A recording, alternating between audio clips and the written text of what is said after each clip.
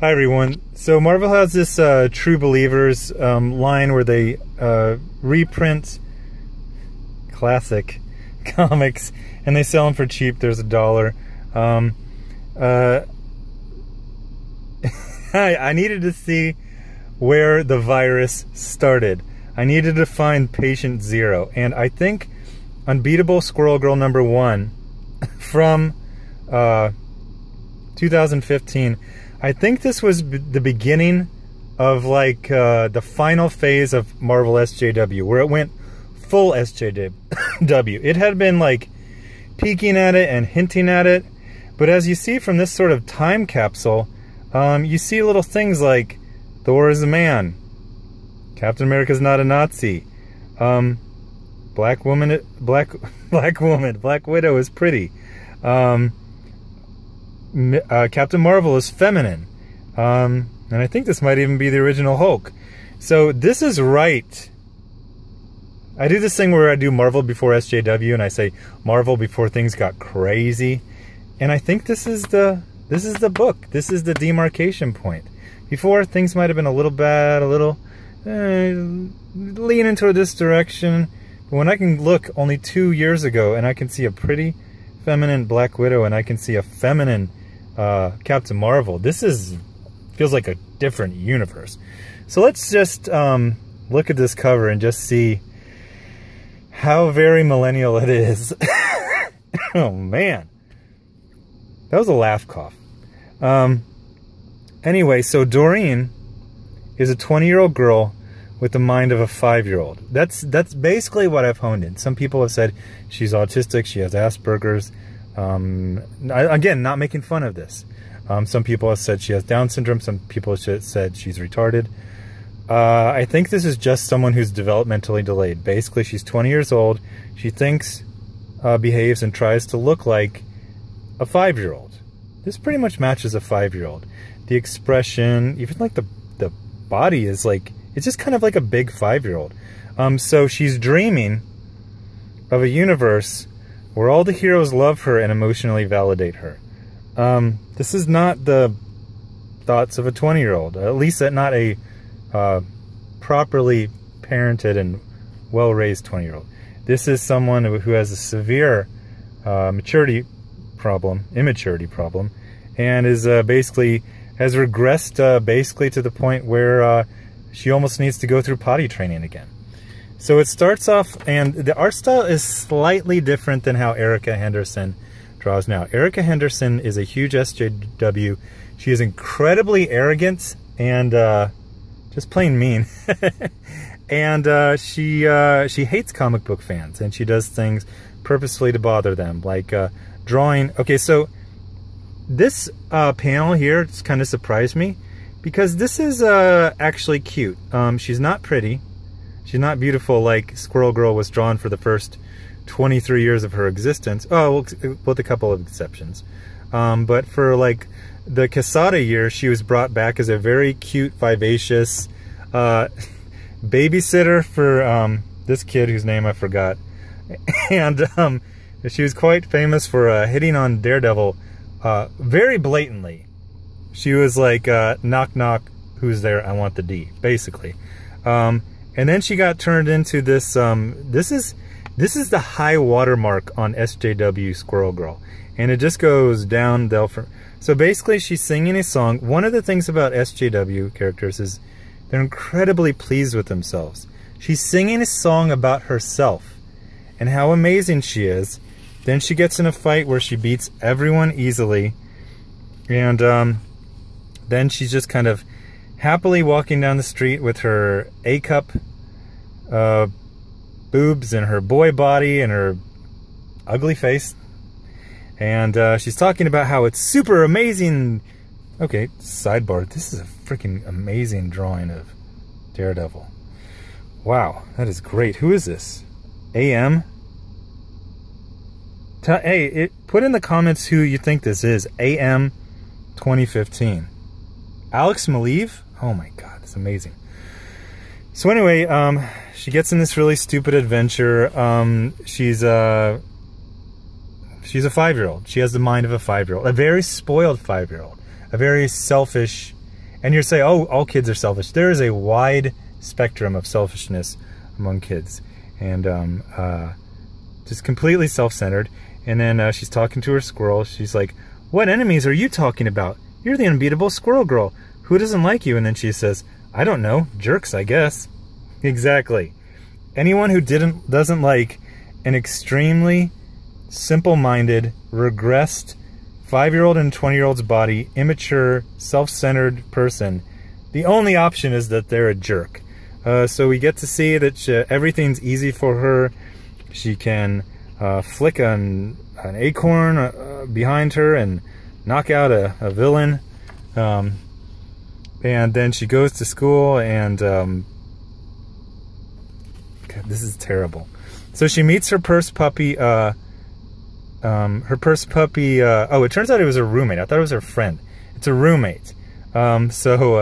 This is how progressive white people meet minorities, by being forced to live with them by the quirks of an administrator's fingertips. So anyway, you can tell this is a woman by her complete lack of feminine features. She looks like a man. I'm gonna say like a synth guitar player from, 1987. Male, of course. Almost got a mustache there. Oh, but no, it's a woman. We can tell that by her extremely small breasts. Okay, so sidebar on the boobs. Because if you take this one by one, it just seems weird. I'm reading a lot of comics, and I can do that because the videos are monetized, so it subsidized me reading more comics. The more I read, the more that trends emerge. It's like this saying I mentioned before: once as happenstance, twice as coincidence, 3 times as enemy actions. When you see over and over and over and over again, women drawn masculine, women drawn manly, women, everything feminine about them de-emphasized, or these aren't 14-year-olds. Okay, first of all, she's starting college at 19 or 20. So her friend's probably 18. But I mean, we see this all the time. It's over and over again, and it's this weird, creepy, personal gender identity politics by this far left group of wackos who are almost all childless, almost all unmarried. The only marriages they think are cool are random marriages between 2 lesbians who just met five minutes ago, as we see in the My Last America. So she goes in there, and her purse puppy roommate is LOL OMG, so random. She's into knitting, and here's some knitting puns. So then, yeah, so it goes on. She gets to see Craven. Oh, so somebody brought this up. I did the Electra, and they said, how come Arcade pops up in so many SJW comics? And I'm going to say the same thing for Craven. Throughout the 90s and the millennial decade, and even in the 80s, there were a lot of free comics that aren't in continuity. They would be given away at Pizza Hut, or with a cereal box, or with a video game. And for some reason, Arcade and Craven popped up in a ton of them. That's why SJWs always pick these guys, specifically Arcade, because they've heard of them. That's why when they go see Storm, it'll be the 1980 Storm, because the last comic they read was like at their cousin's house in 1994, and it was like a 14-year-old comic. So, LOL OMG, it's like so random. Craven the Hunter's gonna hurt her squirrel. Then we get... This is her, it's just stupid. You're a jerk who sucks.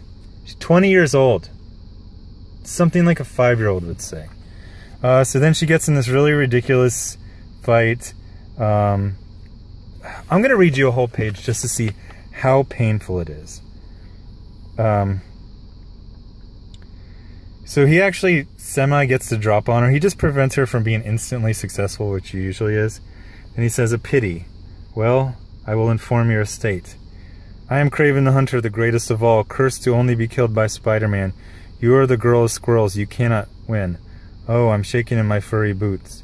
Fool, even before the curse, I was still empowered with the speed and strength of the most savage beasts imaginable. Yeah, well, I got some bad news about the last one, Cravey. So am I. so let's get nuts. This is supposed to be entertaining. Okay, then at the end, in incredibly small letters that are barely legible, it says, "Congratulations to Let's Get Nuts for beating out Let's Get Crazy and Let's Become Eccentric in What Should Squirrel Girl Say When Biting Her Way Out of a Net Competition 2015. Oh my gosh. Canadian Ministry of Approved Comedy, your 2008 graduate, Ryan North, has done you proud. Alright, so now we get this like weird like 1970s Mexican wrestling looking Spider-Man. Again, this is all from 2015. My local comic shop is great at putting unsold product next to new comics and tricking me. This is like the 5th old comic I bought by accident. It all happened in like one trip, so I'm still working my way through them. So then some more jokes. Check this out. This is funny. She says, "Chick, chuck, chick. What are these noises, woman? Squirrelese, northeastern variety. Loosely translated, sick'em. Ah. More. This is terrible. It's so painful. It's so unfunny. Hey, then she tries to think of like ways to defeat him. She goes, think, squirrel girl, think. How do you stop this guy? Squirrels in pants? Tee, giggle. Squirrels on a head? He's gonna bump into this thing. Craven tossed into the air over and over forever until it's the future where everything is awesome.